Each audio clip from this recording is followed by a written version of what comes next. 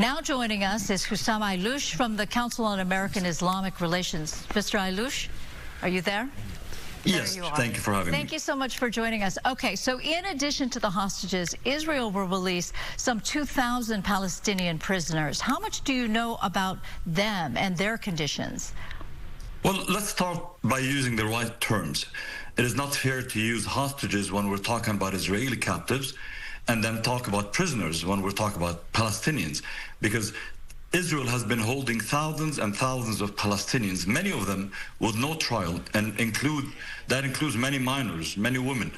People have nothing to do and never been charged with anything. And by the way, many of them have been held way long before October 7th. So let's call both hostages or both captives to be fair. Okay. That is a fair point. All right, how confident are you that this ceasefire will hold and the Palestinians returning home will do so without worries about Hamas or the Israeli defense? Sure. I mean, it seems President Trump is putting his weight behind it, so I'm a little bit more hopeful. I'm like many of us who are very happy to see captives, innocent people going back to their families, whether they're Israeli or Palestinians. They don't deserve to be kept away from their loved ones. The challenge is that we could have reached that 2 years ago.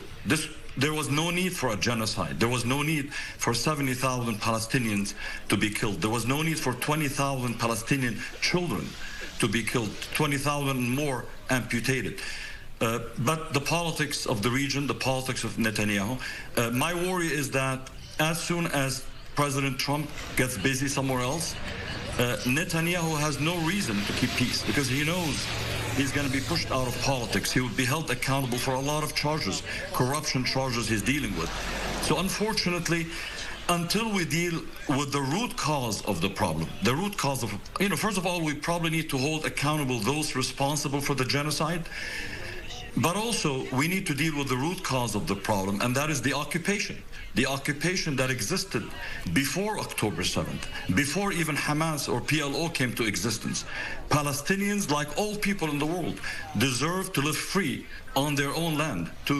They deserve self-determination. They deserve to have their Palestinian state once and for all. So it sounds as if you might be a little circumspect that this deal will come to full fruition. I'm hopeful that at least this will be a cessation of fire. I mean, I'm happy to know that there are no missiles, unfortunately, U.S.-supplied missiles, falling on the people of Gaza today. That today parents can hug their children and not worry that next day they might not be alive. But I don't see it as a long-term solution until we address the long-term root causes of this situation, this tragedy today, and that is Israel's refusal to allow Palestinians to have their own self-determination and state. Israel's refusal to end the occupation.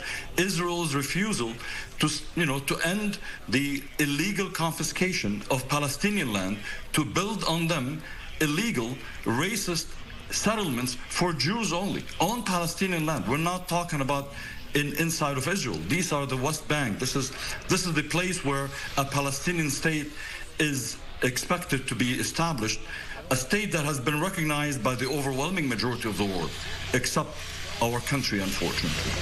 All right, Mr. Ayloush, from the Council on American Islamic Relations, thank you for joining us.